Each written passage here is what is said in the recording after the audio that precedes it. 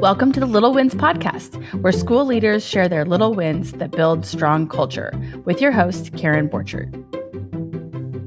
Hello, everyone, and welcome back to Little Wins, where we explore the everyday leadership moves that build incredible school culture. I'm your host, Karen Borchert. Today's guest is Evan Hecker, the assistant principal at Pullman High School in Pullman, Washington.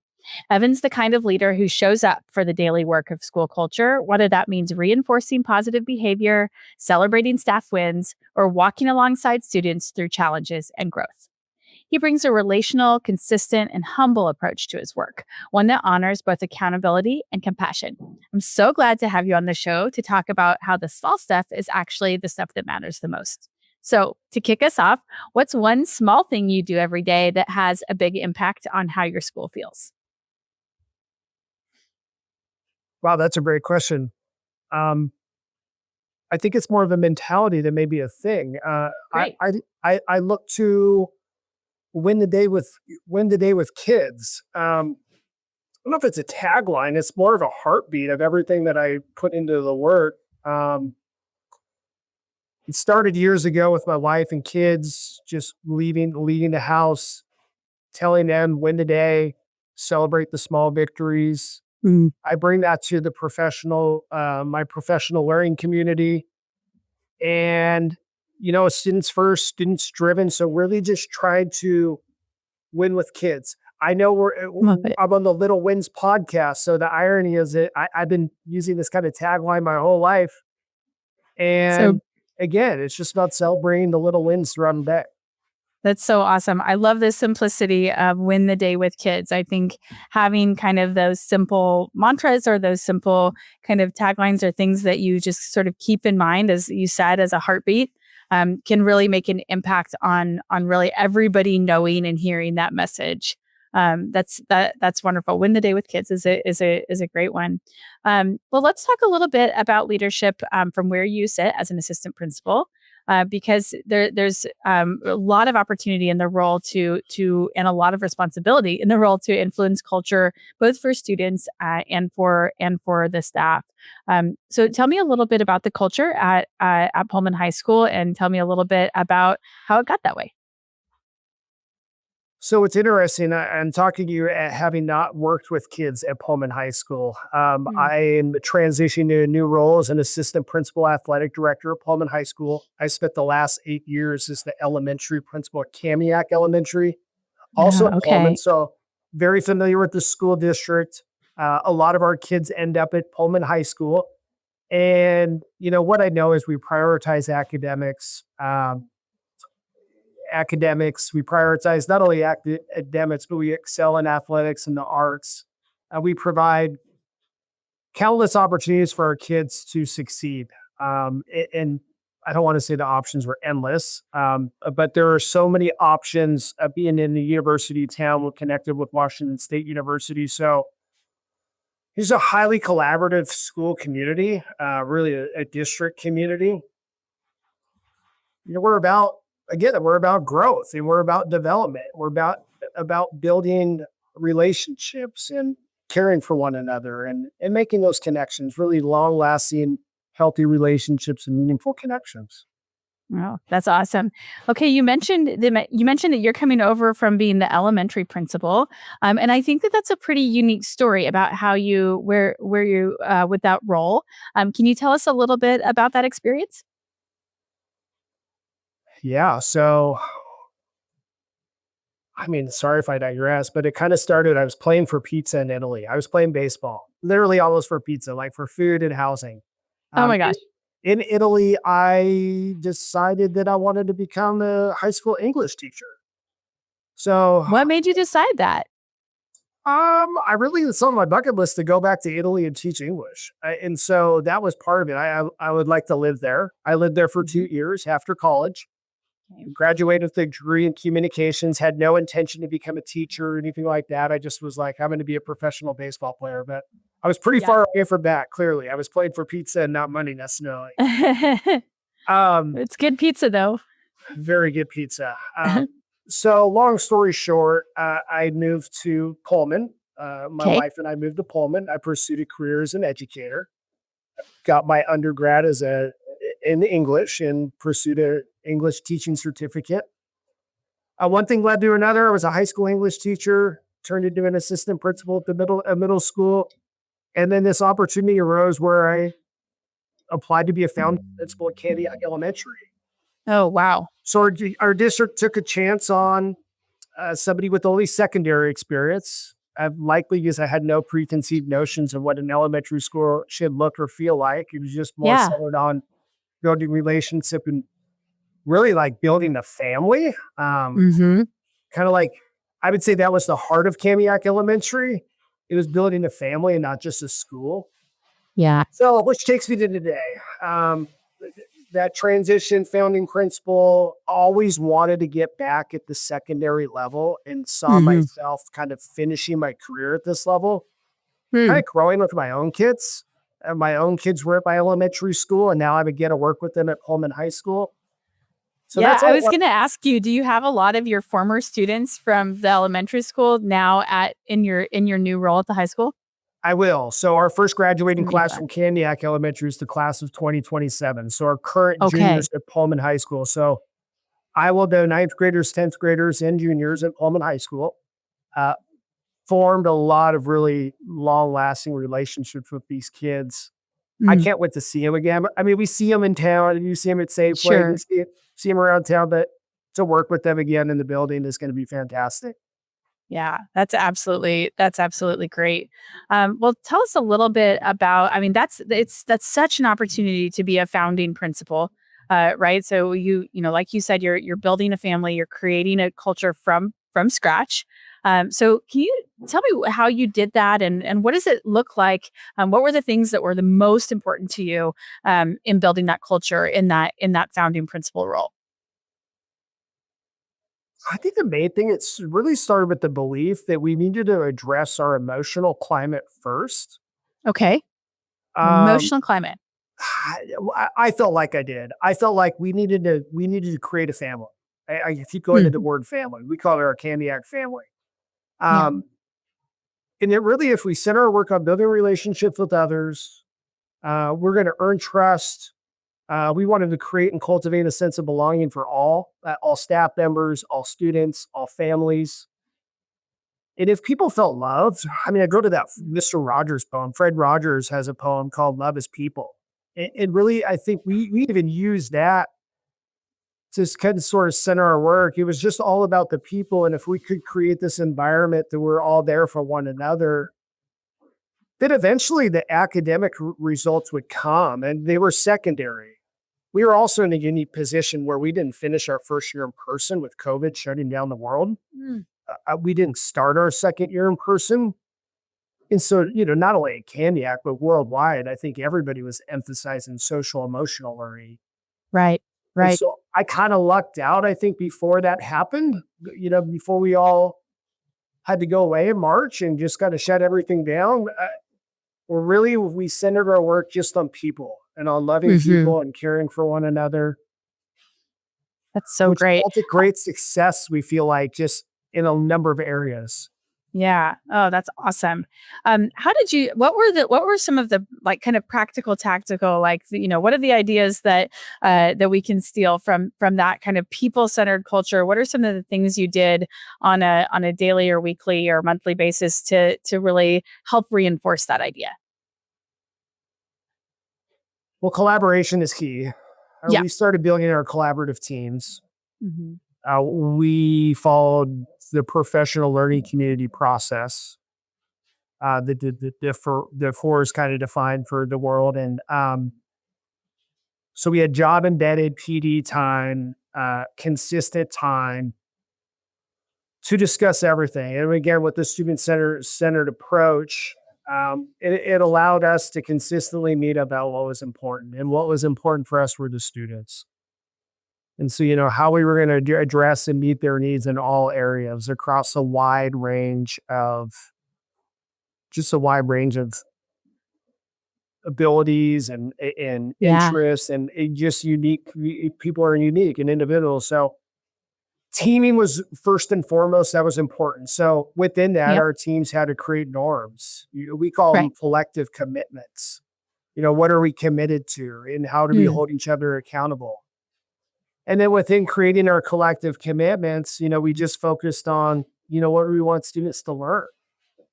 And so when we could really identify and really pinpoint just even 5 to 7 things that we really want students to learn in all areas, whether it's reading, English language arts, whether it's mathematics, whether it's social, emotional learning, and help us narrow our focus so that we can get excellent at the things we were doing versus try to be good at a whole bunch of things. So the collaborative teams was huge. Cool. And really like asking people to express an interest on teams that they were interested in. So for example, our PBIS team, or we call it our guiding coalition. That's kind of my grade level leaders. We had a sunshine squad. The sunshine squatters just taking care of people on their birthday and taking care of loved ones, if somebody's sick, and, making meal plans for, the family who just needs support. We had our student intervention team, and we had kind of the common teams that a lot of buildings have, but for us, it was never forced. It was like, who wants to join? We'll take as many people who want to join for all these teams. Just try to be open-minded about, rather than just tell people you're doing this, ask people, do you want to do this? Yeah, I think that's so huge, that sort of, opt in, not opt out, or not making it super rigid so that people, find where they have some passion for it. Awesome. That's super great. Talk a little bit. I know I know that you have mentioned to me that there are 3 questions that you like to ask your team members and your teammates. Can you tell us about those 3 questions? Yeah, the first one is, that's kind of a couple questions, but what's going well, or what can we celebrate together? I mean, I think a lot of it is, celebration, right? Like, let's find something to celebrate. Let's find those little wins in the day. We're winning the day with kids. So what's going well? Again, what can we celebrate? Question 2, it just builds off of this growth mindset. I mean, that's another thing that was really important. I mean, we wanted people to learn and grow with one another and take chances, not only the staff, but the students too. And so if we're modeling that, and we asked ourselves, what areas of growth have we identified, or, how am I going to grow today? Or what goal do I have? Kind of, that's the question too. What areas of growth have I identified? And then lastly, it's like, how can I help you? How can I walk alongside you? What kind of supports do you need? And I found that those 3 questions, I can ask just about anybody I've ever worked with those 3 questions, and we can have a really rich conversation just about why we're here. And we're here to support kids and break down barriers for kids and cultivate a sense of belonging. So those are the three main questions that I live by. And how often, I know that a lot of folks listening to this show really like to kind of think about, okay, how would I put this into practice in my own building? So tell me a little bit about how you put that into practice. Are those questions that you asked ever, like, on a certain cadence, or at certain meetings, or at certain times? How did that work? So frankly, almost every meeting I've ever had with a group of people in the conference room or the library, we start with that. What's going well? Yeah.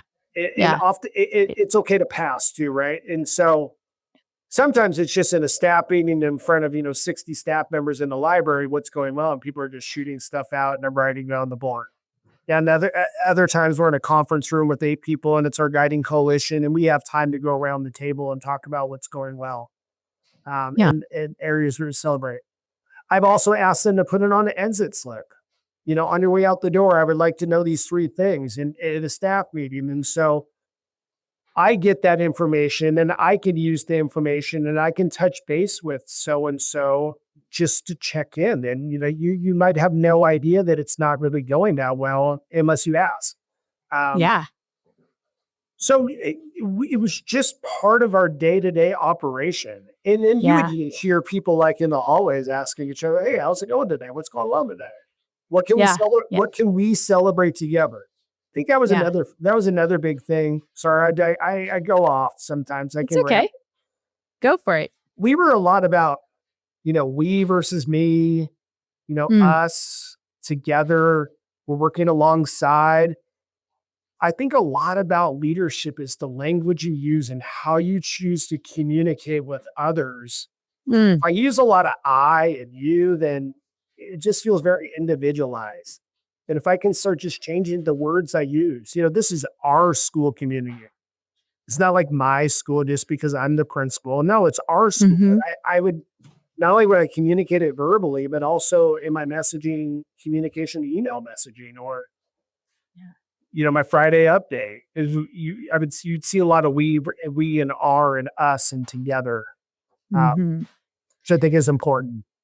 I love that. I mean, just that quote, a lot about leadership is the language you use, is such I think that's a lovely, kind of sentiment and thought, that really, I think it sums up so much of where intentionality comes in and where you can really think carefully about how you say things, how you address a group of people, and the impact that can make on how people feel at work, right? As far as what I think that's a very simple thing, but just paying a little bit, 10 extra seconds of attention to an email that you send to make sure it feels inclusive and it feels like we and not like I think it's a great little win.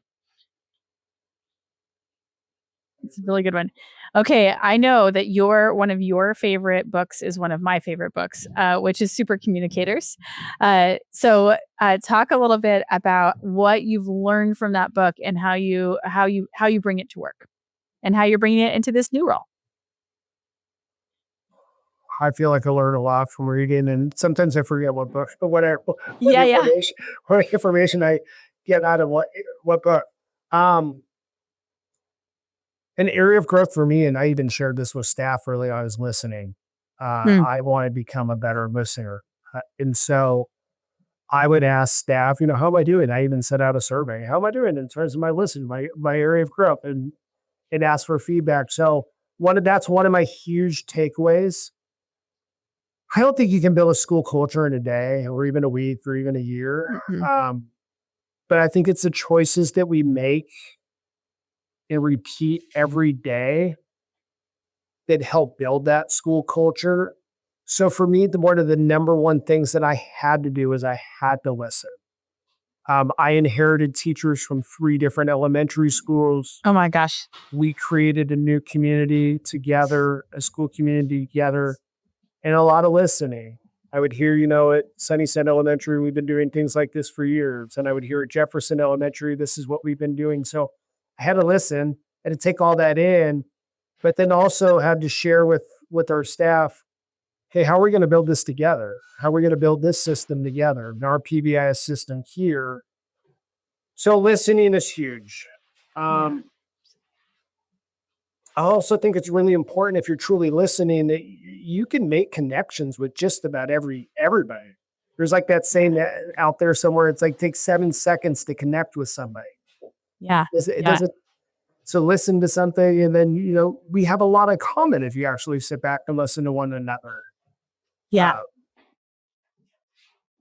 I don't know if that's what you were looking for, but Yeah, I love it. I think that's so right as far as, kind of how you think about listening, how it creates that opportunity to, when you hear something to be able to create that meaningful and genuine connection, and which then creates a completely different sort of mindset and mentality at work, right? That somebody actually knows me and they care about me and they care that I'm healthy and they care that I'm, feeling good and excited and all of those things. So I think that's huge. I have a lot of work to do in my life on listening as well. I think probably a lot of us do. I think a lot of us do. Talk a little bit about, I know you've talked about PBIS a little bit here, and I know, sort of behavior and really reaching kids that are going through hard things is something that's really important to you. Can you talk a little bit about sort of how you approach that and how you think about behavior and its role in building culture?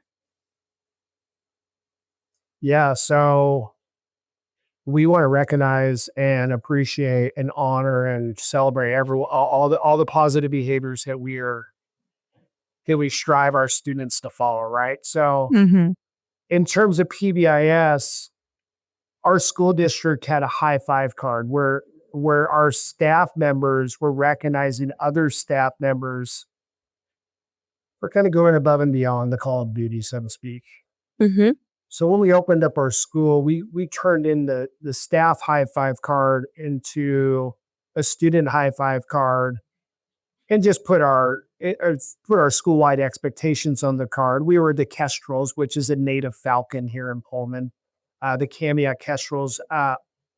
So we soar. So we were safe and we were open minded and we were aware of Mm-hmm. responsibilities and we were respectful.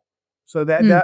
Love that this. was our acronym. And then we had our school-wide expectations under those. So, if I'm safe, I'm using kind words, I'm moving carefully around the building, for example. So when we saw kids do these things, we went out of our way to hand out our high five cards like they were candy, right, on Yeah. Halloween. And so we wanted to recognize, I tried to say 10 to 1. We want to have 10 positive connections Mm. versus one like maybe a reminder about somebody off task. So we would take these cards and we'd hand them out to kids, and then they would put them in a raffle and a drawing every Friday. And over COVID, we actually got on an all school-wide Zoom call because we couldn't gather and assemble. Oh, wow. We turned it into an assembly every Friday, but during COVID, we would gather like this, and everybody in Yeah. the class, and we would just draw the names out of the box, and you'd read so-and-so's name, and they would earn, and what they would win was they would win a book, a free book out of we had a little free library in the office, a lot of books donated in our community. And so they would choose a book and then they would Mhm. make a positive phone call home. And Oh. we tried to set it up where they were making a positive phone call home with the adult who gave them the card. So they'd Mm. set up an opportunity, they'd call home later in the day, and her family loved it. Our families Oh just my loved gosh. hearing about like, hey, this kid picked up all the playground equipment without being asked, or supported the student in special ed to find your class, or they were lost. Mm. So kids are getting recognized for just about everything, and then the positive contacts home really made it all come like full circle, and now we get to celebrate with the family. I love that one. That is such a cool idea I love the recognition at school, but not every kid is going to always come home. I mean, kids are kids, so they're not always going to remember to say like, "Oh, I got this, recognition or reward at school," or they might even say, they might forget or they might not know that it's a big deal, to get that kind of recognition. And so for you to give them the recognition and then call home, which results in them going home to parents or to caretakers who are so proud of them for that, I think is just like that is such a nice like that, and that must be so reinforcing for that, for the kind of behaviors you're looking for. It is. It is. And Yeah. I'm even talking about how do I have me take this to the high school? We don't have Yeah. necessarily a recognition program here at Pullman Right. High. And so my new building principal is asking me, tell me about that program we had at Kamiak. How do we bring that to high school things? Yeah. We were Yeah. just talking about this morning, in fact. Yeah. That's so cool. It reminds me, that kind of call home reminds me of a practice when I was in employee experience in a company I worked in, and the CEO every month, I believe, would choose a staff member and write a letter home to that staff member's parents or significant other, and they would just write a letter about how great that person is at work. And so these moms are getting letters about their 30-year-old kid about how great they are and about how much we enjoy working with them and all of those sorts of things. And I will tell you, like, it sounds like a very weird idea, but it was the biggest hit. Like if it was, then, mom's calling, their kid and be like, oh my gosh, you're doing so great at work. And I'm so proud of you. And, when you're 30, you don't expect that call from your mom. So it was a super cool program. You almost wonder if that like positive call home could transfer somehow even to school staff. I love it. I'm going to steal your idea. I don't know how yet, but I'm going to take that and run with it. That's amazing. Okay. I thought that's what yours reminded me of. Go ahead. Sorry, it's going to say it reminds me of something similar I've done in the past during the interview process. One of the interview questions we've asked is name somebody who's inspired you. And oftentimes they share somebody personal in the experience, and then we figure out a way how to get a hold of that person. And I have invited that person to be with me when we offered a job. Oh my gosh. That's so good. That is so good. I love that. I'm stealing that. That is amazing. I can't pull it off every time. So that's hard. You might end up with people on your staff like, hey, you didn't do that one for me, Karen, but you did it for so-and-so. Yeah, exactly. You have to be like, okay, this is a sporadic program. That's really, really cool. I love that. I absolutely love that. Well, tell me, like, shifting a little bit from kind of how you kind of create that feeling of recognition with students, and shift that a little bit. Tell me a little bit about how you think about that with staff overall, and how you think about. I love the interview idea there. How else do you start to kind of create that sense of pride and sense of well-being in the culture with your teams? I mean, I feel like it's easy. You just recognize same thing. Adults want to hear the same thing.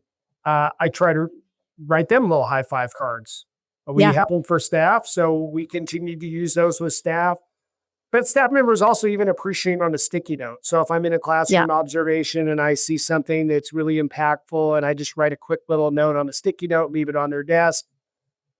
That's a way. I do something called room service. I don't really let people order the food, but what I do is I have a slideshow at the beginning of the year where I have all the staff members put like their favorite goodies, what kind of their favorite beverage, non-alcoholic beverages, of course, and candy or chips, and they fill it out. Then over the course of the year, from time to time, I will just get a whole bunch of random stuff that I see on the list, and I'll bring my little card around and my little bell and a little ring, ding, ding, ding, room service, and just kind of come on in and burst in, and the kids all want the food, but no, it's for the staff members. And so just recognizing them, appreciating them. Oh my gosh. That is so fun. What teacher, classified staff doesn't want, sparkling water or a stick bar, whatever they had put on their list when they least expect it. And so those are things I try to recognize folks when they're least expecting it versus, teacher appreciation day or, counseling appreciation day. But just, try to get ahead of it. That's so cool. That's great. It reminds you that room service idea reminds me of a superintendent I spoke to last year. She adopted there's a really famous story about a hotel that has a popsicle hotline, and she adopted this for her whole district. So she's superintendent of a really small district, but she made a little card, and it was the Popsicle hotline or the Diet Coke hotline. I can't remember which one. And she would, I think, sometimes change it. And all they would have to do is call the number, and it was her number. And she would pick up the phone and she'd go, Popsicle hotline. And they would say like what school they were at. And she would drive over popsicles or Diet Coke or popcorn sometimes like to her two teachers at those schools. And they were like, does this like people would see it and be like, does this really work? And she's like, yep. She'd show up like this, like cheerful. And then she was like, it was perfect because it basically gave me an invitation into the building as the superintendent and an invitation into the classroom without them really knowing. She was like, so it just basically set my school visit schedule is I just brought snacks and treats when somebody called up on the hotline, which I thought was super great idea. I love it. Stealing that one too. Love that one. Yeah, I love that. Well, tell me a little bit about kind of what are your, you're going into the new year. This is a new role this year for you, right? Is that right? Yes. Okay. So you're brand new. I'm like 20 days on the job. I started July 1. I've taken some vacation in July. And so, Yes. New role That right now, currently hiring coaches, a lot of mm, coaches. yeah. I hired our girls swim coach. I hired a fall sports game manager. I'm Mm, interviewing for our head girls basketball coach. For whatever reason, we've had some coaches resign this past year. yeah. So I'm excited about it. I love hiring people. It's like one of my favorite things to do is just to add to our professional learning community because Mhm. these are the humans that are working with our kids. And it's really Yeah. important work. It might be the most important thing we do. Hire the right people for our students. That's so interesting. You don't first of all, you don't hear a lot of people say, that's their favorite part of the job. And so how do you approach hiring? I love obviously some of the tactics that you already shared are really cool. But how do you approach hiring? How do you think about it? How do you make sure that you are bringing people into the team that are going to be culture makers and that are going to be really additive to those collective decisions that everybody makes that creates that culture. Yeah, great question. We're lucky where we are. We get a huge pool for whatever job we post. It could be Mm, anything. I think that's due to we have two major universities. We're on a border. We're on the okay.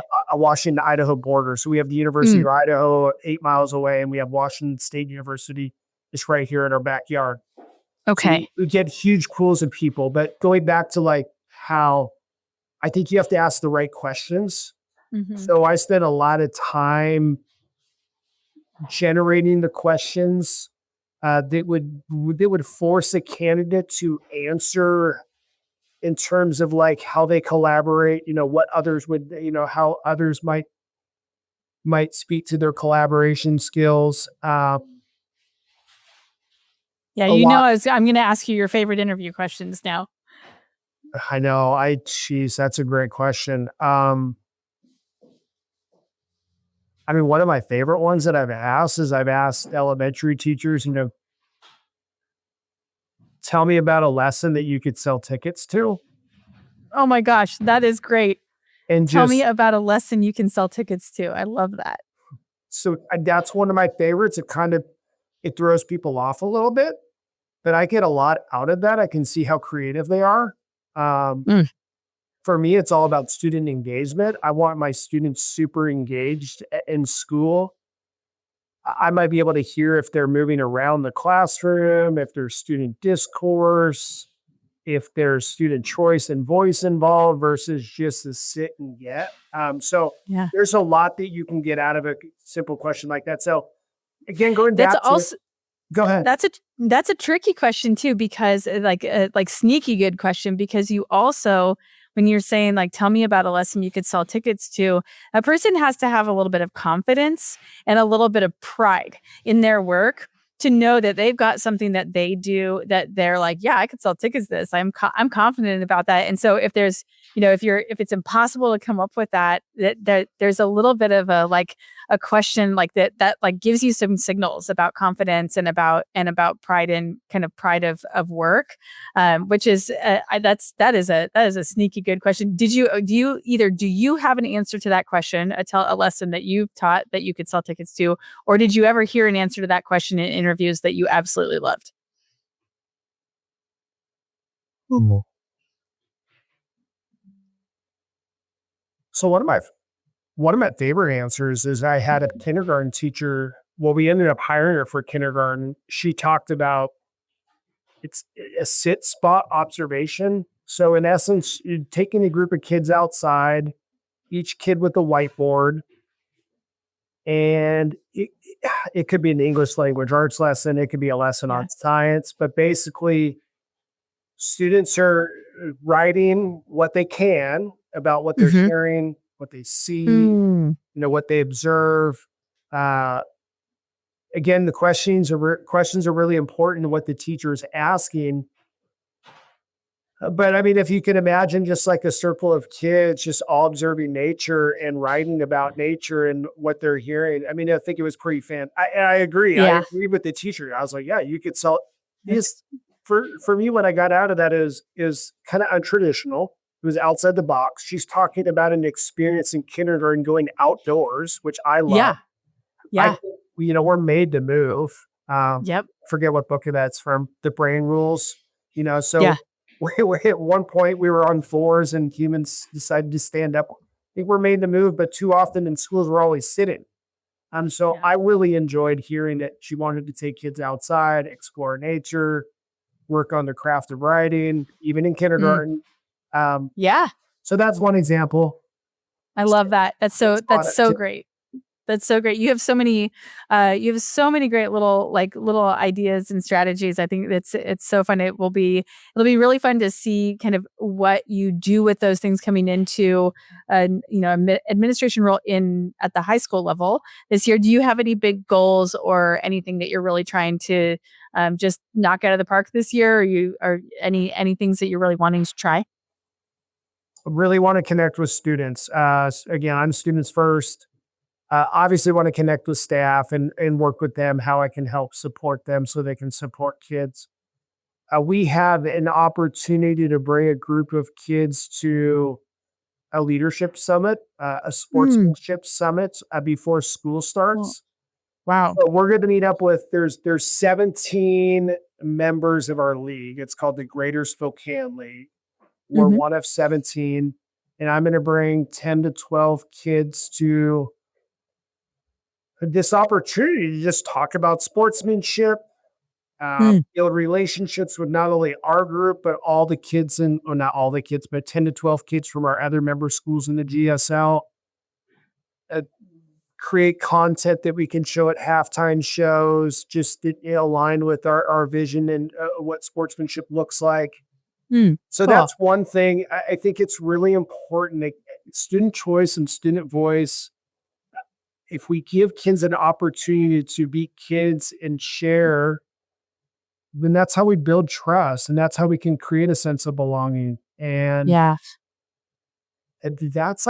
got to be our priority, or it's my priority. And so either come along with me or I'm going to leave you in my dust here. Yeah. I love it. I love that. That's great. Okay. Well, I know you've got to get back to the world of getting ready for this school year, and but we always close with the three same questions. Are you ready for them? I'm ready for them. Okay, here we go. The first one is, what are the 3 words that you want to define your school's culture?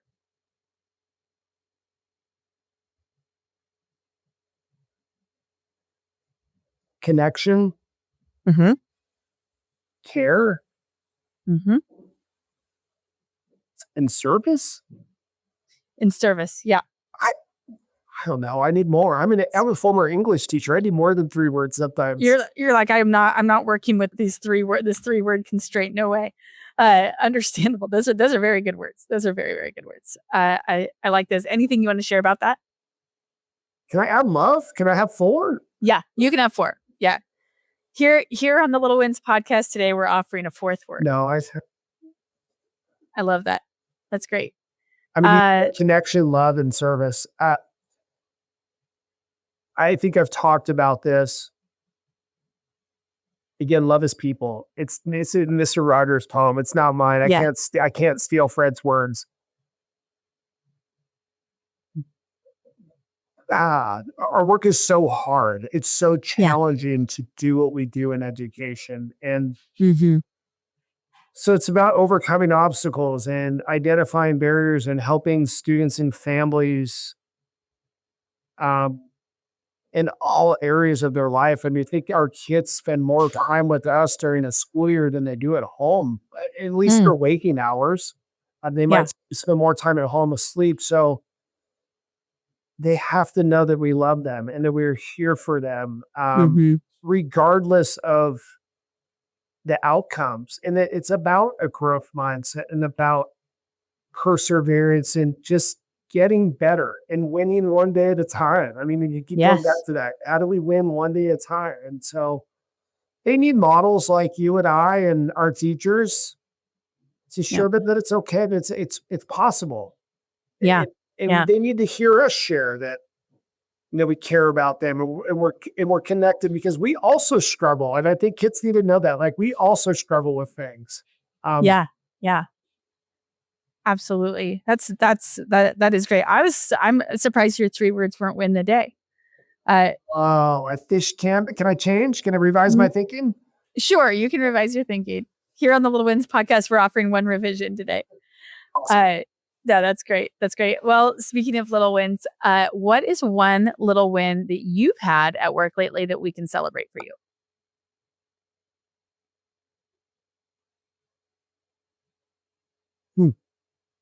There's so many. Good. I mean, I think I just talked about this, but I just found my team of 12 kids that I'm going to take to the Sportsmanship Summit. Oh, cool. And it's my understanding we've never done this. Our school has not done this before. Yeah. And every parent and family I talked to, they're like, we are so thankful that you were bringing our kids to this. Yeah. And they were asking me, well, why haven't we gone before? And I don't know, but that doesn't really matter because we are going to do this moving forward. Yeah. And so they were just to be appreciative of this opportunity to build community, starting with our community and then, reaching out to the whole league. Yeah. That's great. That's going to be such a great experience. That's going to be wonderful. Okay. Last question. We always say that school culture is kind of everybody's work, not just, the leader's work. So what is one piece of advice that you have for an educator to help support and improve their school culture right now? What do you believe any educator can do right now to improve their school culture? Well, it's not a program. Culture's it's not like a canned curriculum. You can't get the program. I just think it's the sum of all these decisions we're making every day. These daily decisions. So how we greet one another, how I listen, how I celebrate, and how I honor and how I respond to adversity. Yeah. So that's such a hard question because there's so much to it, but I think it's really just,